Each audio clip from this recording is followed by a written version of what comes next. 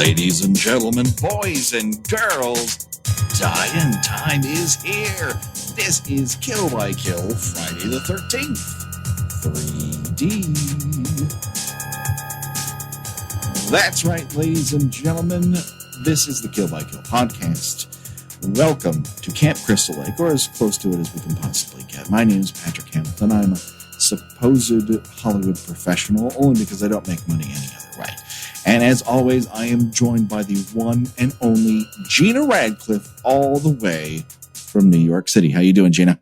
I am well. I am in the third dimension. I'm trapped. I can see pitchforks and yo-yos flying right at my face. It's both kind of neat and a little troubling. And for those wondering, if you're perhaps new to the podcast or just want to be reminded, the Kill by Kill podcast here, we look at the least examined component of any horror film, the characters, because every hack, slash, and decapitation is just opening the book on these wonderful, they're barely people, actually. I shouldn't talk them up that much. Just interchangeable dead meat, it's sacks of flesh meant to be torn asunder for the audience's entertainment. That is very vivid, Gina. Did I already peg this week's hashtag sacks of flesh?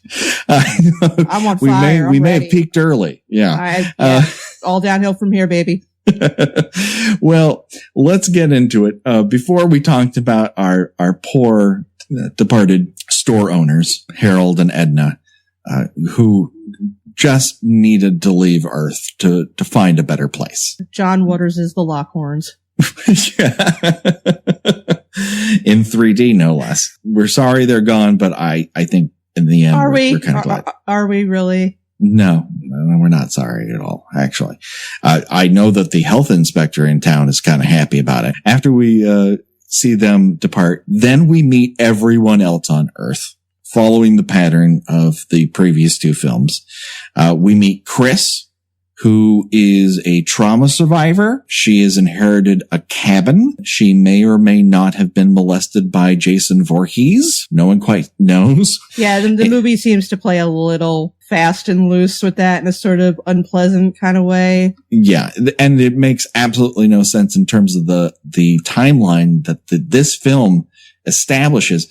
And I might remind everyone, this movie was directed by the same person who directed part 2. He just was unwilling or unable or just didn't plain give a fuck when he had a flashback scene of our toxic Avenger version of Jason coming after Chris, and the previous film's Mutant Hillbilly, I think is how we referred to him. Backwoods Mutant.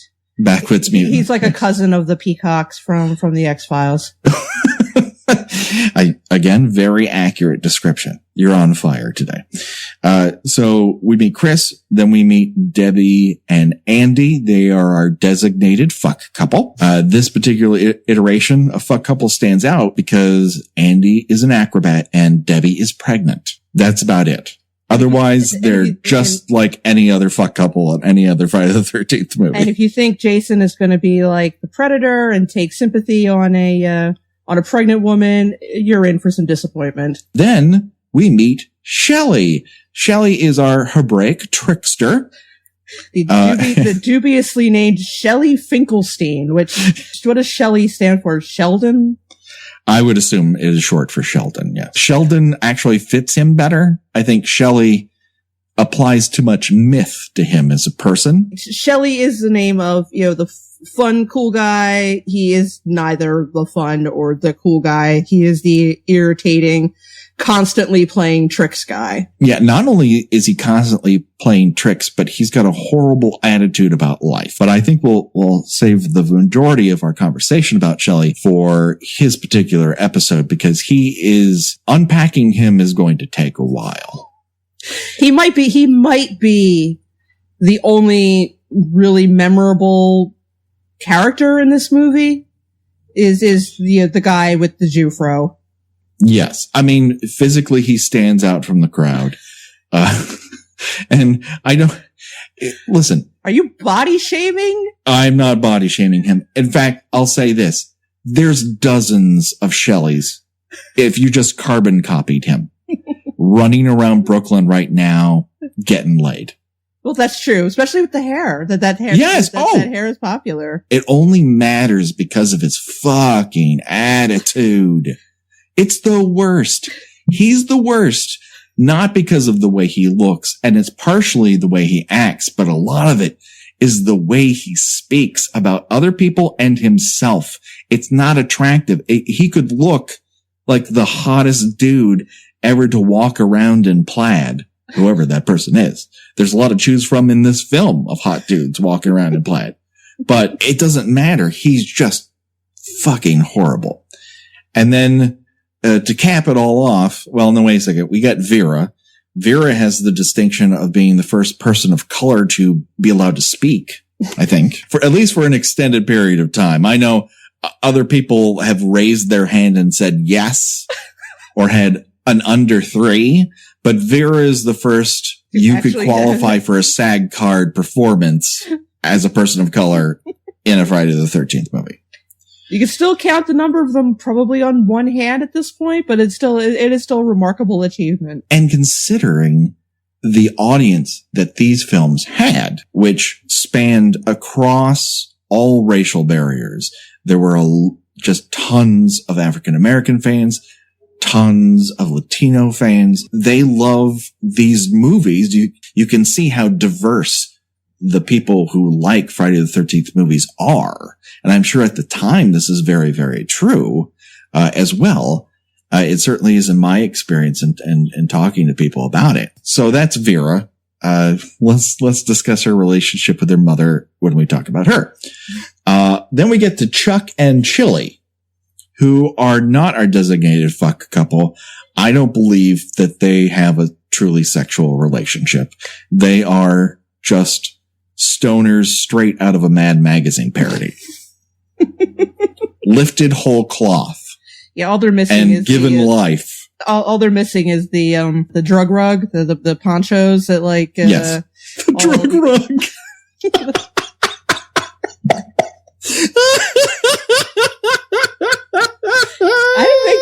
I didn't make that up. You never called it that? Maybe it's a Jersey No, thing. I grew up Mormon. I didn't get any of the cool lingo. None of it. And yet you knew exactly what I was talking about. Oh, it's evocative. Again, Gina, you're on fire right now. Okay? You have a clarity of vision that I truly appreciate at this moment. And then we are off to Higgins Haven. Along the way, we meet Abel, who is a drifter filling in for the don't go there role that Crazy Ralph usually fills, but he's dead. And yet somehow Abel has the distinction of not being killed, which is very odd. And I'm wondering if, that does seem to be an interesting creative choice in that he plays the role that, the person always shows up in these movies is somehow, don't go up there. You're all doomed. It's just Crazy Ralph or, Loco Larry or, but it's presumably probably got hit by a car from his habit of laying down in the middle of the road. But yeah, I mean, he's in danger on a constant basis, regardless of his encounters with Jason. That's for sure. But presumably he does not meet the end of his life at the gnarled hands of Jason. What we get the privilege of seeing is him holding an eyeball up to the camera from somewhere or something or someone, but he's got it. Not the only time in the movie that an eyeball prominently placed in the camera will appear. Don't give too much away, Gina. And then we finally meet Rick. He's a local. He's very meaty. And his torso is filled with meat. I don't want to body shame him either. We're all God's creatures, but from waist to neck, he's packed to the gills with muscles and the largest rib cage ever. Yeah, he's got a little bit of a human Fred from Scooby-Doo look, definitely, with like the normal sized legs and then the upside down triangle upper body. Yeah, he's a taller version of He-Man with a better haircut, but he can rip off a shirt at any time. He's very into having sex with Chris. Chris does not seem all that interested in having sex with Rick, and Rick doesn't quite understand why that is. It doesn't stop him from talking about it constantly or grabbing at her like he owns her. He's a caveman. Yeah, I'm looking at pictures of him, and this dude looks like the fucking brawny guy. He does. I mean, he's all he's missing is the mustache. So we meet all these characters in a very quick, sequence. This drives Vera up the wall, or perhaps she is just tired of Shelley's bad attitude. So they take off for a market. Yes, people, we not only got to see one local market, here's market number 2. Yeah, because really, kids love convenience stores. Yeah, this is really a celebration of the small business owner, at least in the Crystal Lake, New Jersey area. Yeah, like if you need to go pick up beer and a wedge of lettuce, we're going to know all about it in Friday the 13th 3D. It's coming at you.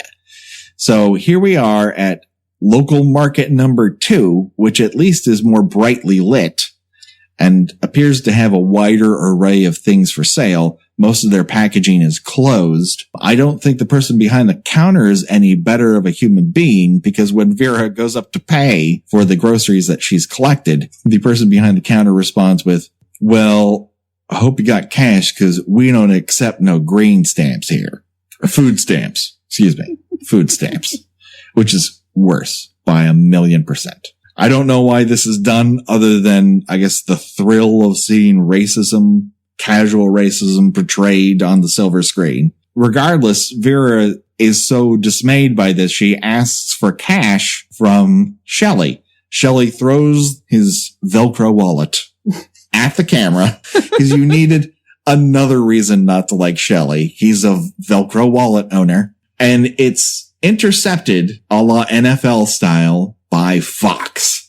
And Fox is really the character we're here to talk about. Fox is the female part of a very small theater troupe / biker gang. Yeah, this is, I was thinking about this before we recorded tonight, and how the whole scary biker gang thing was very much a thing in the 70s and 80s. And then yes.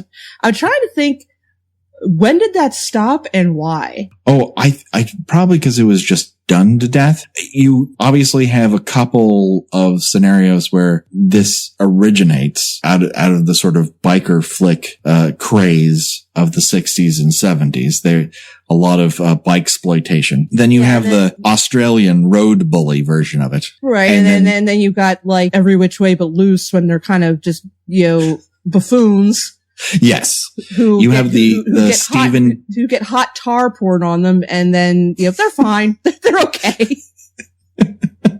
Yeah, their skin isn't peeling off, which is what would actually happen.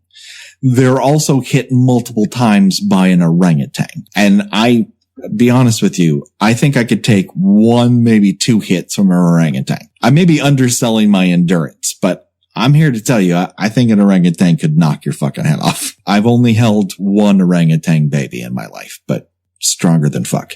You also have Stephen King Greaser, which is another permutation of this. And I think this hews closer to the gross local sort of vibe, I think is what they're trying to go for here. And Fox is a very attractive woman. The first thing that she does is rip open Shelley's wallet, I think looking for cash, and she finds a condom and then holds it up to Vera and says, "Is this your rubber?" "Well, no. You saw the person who threw the wallet. I'm pretty sure that's Shelley's rubber." Okay, well, let's back up a second.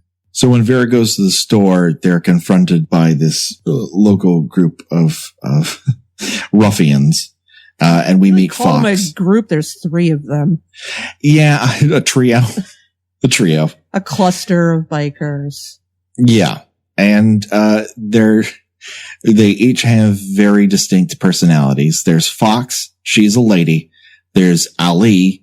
He's the guy with chains. And there's Loco, who is balding. And that's about it. He's the white guy. I mean, it's a very modern multicultural biker gang. Yes. I don't know how likely that actually happened in real life, but whatever. But we are given the privilege of 2 more people of color that weren't there before. Of course, there are people who want to burn a place down and try to kill people with a chain around their fist. But other than that, they seem swell. Nobody does selling better than Shopify. Shopify is the home of the #1 checkout on the planet. And the not-so-secret secret, with Shop Pay that boosts conversions up to 50%, meaning way less carts go abandoned and way more sales going through. So if you're into growing your business, your commerce platform better be ready to sell wherever your customers are scrolling or strolling. On the web, in your store, in their feed, and everywhere in between. Businesses that sell more, sell on Shopify. Upgrade your business and get the same checkout that Skims uses. Sign up for your $1 per month trial period for 3 months at shopify.com/Westwood1, all lowercase. Go to shopify.com/Westwood1 to upgrade your selling today. Shopify.com/Westwood1. It's awesome. You're going to love it. I am I'm going to give it to you. Thank you. All right. Thanks for being here. Thank you.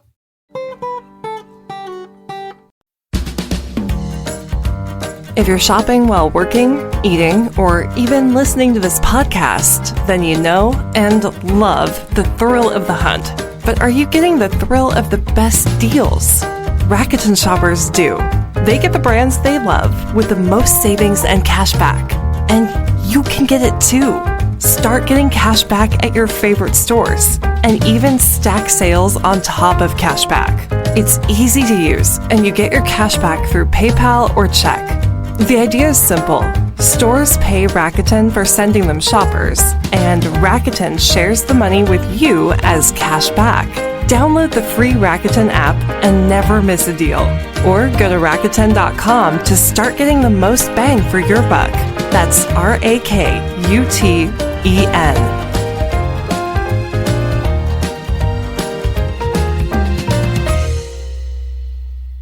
Thanks, Ashley, for being here. You are.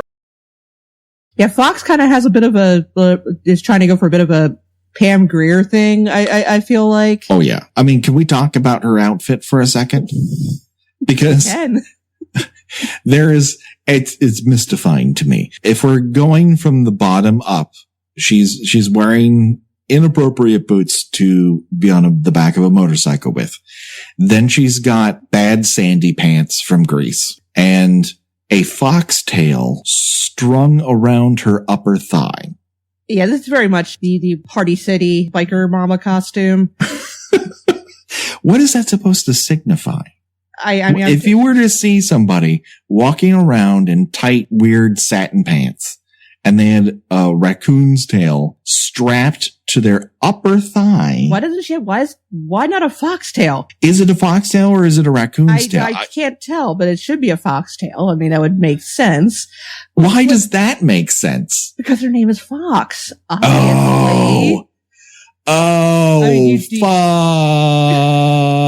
fuck. So the 3 of them, after confronting Shelley and Vera and Shelley running over their bikes, and Ali punching the fuck out of that VW. This particular trio decides that they're going to get their revenge on Shelley and Vera. They're going to follow them up to Higgins' hideaway and burn down a barn. I don't know how that's equal, but that's their plan. I was going to say it's a little extreme. And this is one of our introductions to the quote unquote barn of doom. The only thing missing from this barn when the camera lands on it is cartoon bats and flashes of lightning. Dun, dun, dun. Pretty much. It's suspicious or dramatic chipmunk. That's the only thing missing from the barn of doom. Because almost every other death happens in the fucking thing. Jason really, economizes how much moving he does in this.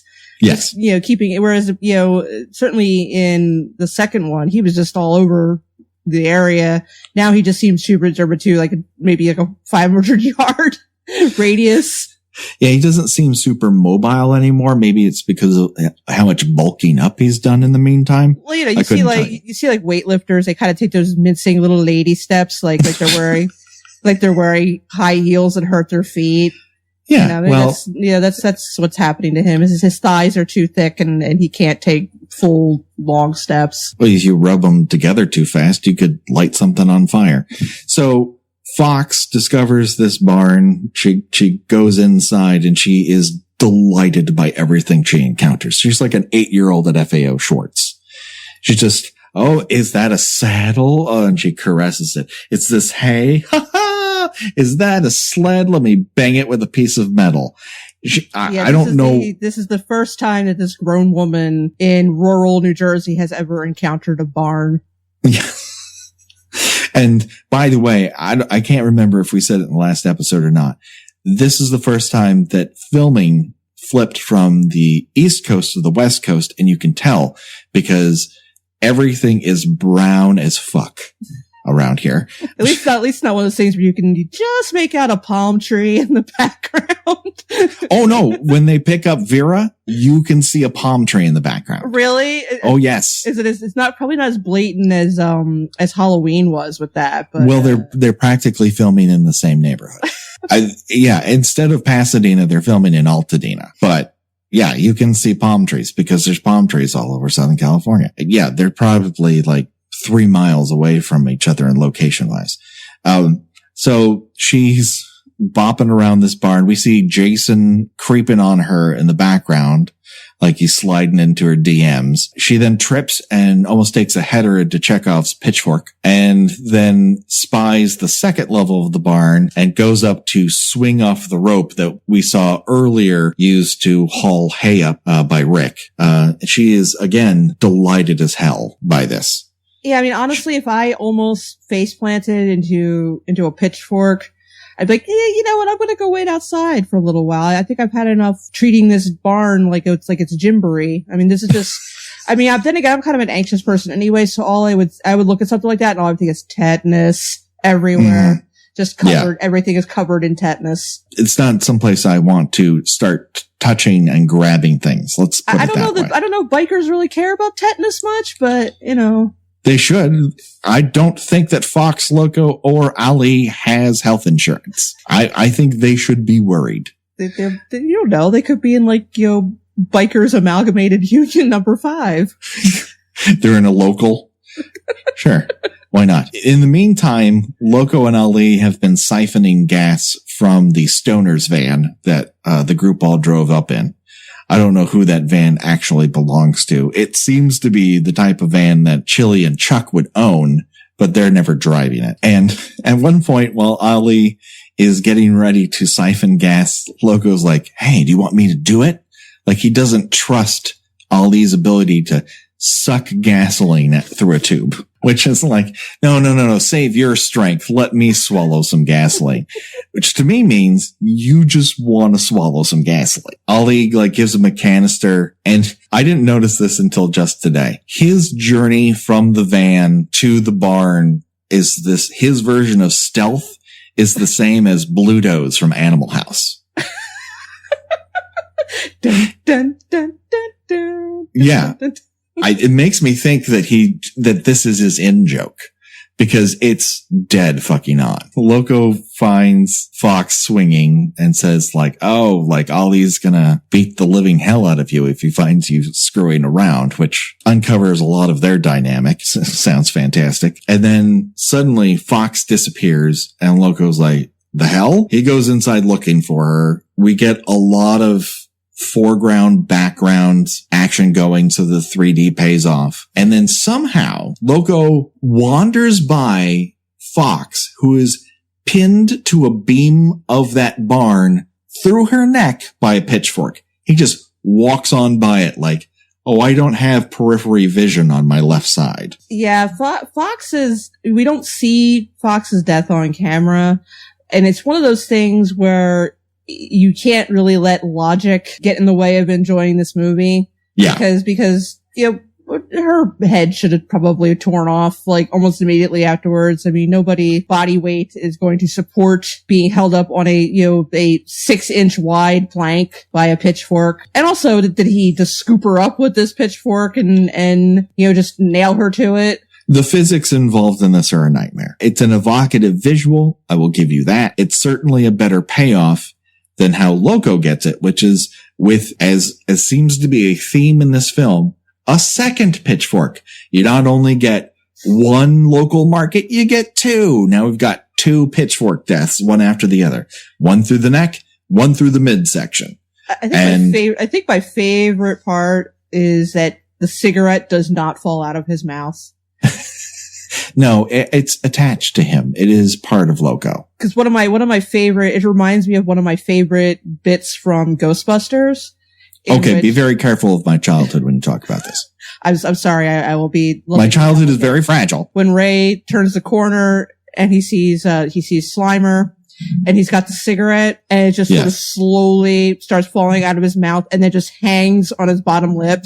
Yes, and he just like backs away, and it's still just sort of hanging, and eventually it falls off for some reason. I would love to know. Yeah. I would love to know how many takes that required, because it's so perfectly done. Yeah. And just like the expression on his face just doesn't change, and the cigarette just slowly falls out of his mouth. I love it. It's one of my, I know it's a weird thing to say that you find enjoyable, but that's like one of my favorite moments in that. No, I think the enjoyment of Ghostbusters, and let's come out and say we're pro Ghostbusters in almost all of their iterations, with the exception of the second movie, which just isn't all that enjoyable. And I think that was when Aykroyd, I think, was probably a little bit smarter about his physical comedy than he became later on. Nothing But Trouble. Oh, I think that is a horror movie for another day. I think as a podcast about movies, we are required at some point to mention Nothing But Trouble. So now we got it out of the way. Yeah, now we got it out of the way. Now we've joined the club. Now we're not some amateur hour. We've said the words Nothing But Trouble. Where's my $700,000? Which is a question I'm going to ask from now on. Where is my $700,000? So let's very quickly, normally you would think this is where you talk about Ali, because he appears to die in the sequence. Spoiler alert for a film that came out 33 years ago. He doesn't die in the sequence. He will come back later. So we will talk about him then. He somehow manages to survive being beaten in the head with a pipe wrench, I think it was. A club of some type. Yeah. Some iteration. It's an object that he is squarely nailed with 3 times, 2 of them when he's already on the ground. I love Ali's attack in the sequence, and I can't wait to talk about it, but it won't be today, because we have to use the time remaining to talk about Would You Rather. It's choose your own death venture time. And while the instrument of death doesn't change, its location does. Gina, would you rather be killed by a pitchfork through the neck and then suspended from a beam, or killed by a pitchfork through your midsection with a cigarette dangling from your mouth? Midsection. We don't really see how, well, I mean, I guess it couldn't have taken her that long to die. But she's definitely out by the time Loco reaches the loft of the barn, and it doesn't, oddly enough, does not seem to be covered in blood, which I think you would be. Yeah, it's a surprisingly bloodless death. Other than Andy, the deaths in this are a little dry, I'll say. Squeezed of their last juices. Yeah. We don't have a lot of corpse juice in this one. Yeah, luckily in the first death in part 4 really makes up for that, but we'll get up to that, obviously. No, I'm still gonna say midsection though. I'm gonna say suspended, because I think it sort of cuts off her oxygen. I think she's dead quite quickly, and I don't know, it seems vainglorious, whereas Loco's death through the midsection, I don't know, when you get stabbed in the stomach, that can take a really long time. Well, he did live long enough to reach around and feel like, oh, there's a pitchfork in my body. Well, how else would you prove to the audience that it went all the way through? That's the most important part of anyone's death. Prove to the audience that this trick is real. And then also stand long enough to be able to shove the handle of the pitchfork into the audience's faces. Yes. Because do you get it yet? Do you get that this is in 3D? Let me stick it a little further in your face. And so this brings us sadly to the end of our time here at Kill by Kill. Gina, where can people find you on the internet? I write about old television, very old television, at tuneintonight.wordpress.com. Oh, check it out, people. It is fantastic. And as always, you can reach out to us. Please let us know what you think about the show, what you think about these characters, anything you think we might have missed that you want to bring up. We'd love to hear from you. There's a couple ways you can do that. On Twitter, we're at KillByKillPod, and we have an email account at killbykillpod@gmail.com. Let us know what you think. We're also on Facebook. If you look up Kill by Kill Podcast, we have a group there that would love to embrace you with open arms, or arms wide open, if you're that kind of early 2000s rock fan, which there should not be any of. Anyways, for Gina Radcliffe, this is Patrick Hamilton, and we will see you next time. Bye-bye. Bye, everyone.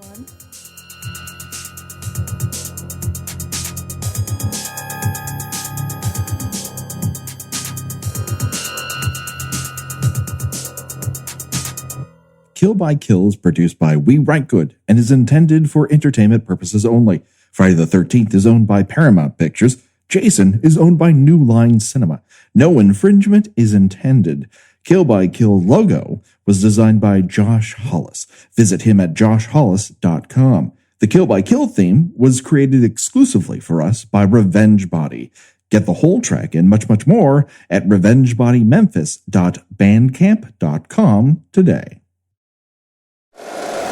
If you like the show, please take a moment to rate, review, and subscribe. It really does help the show to grow. Thank you for listening.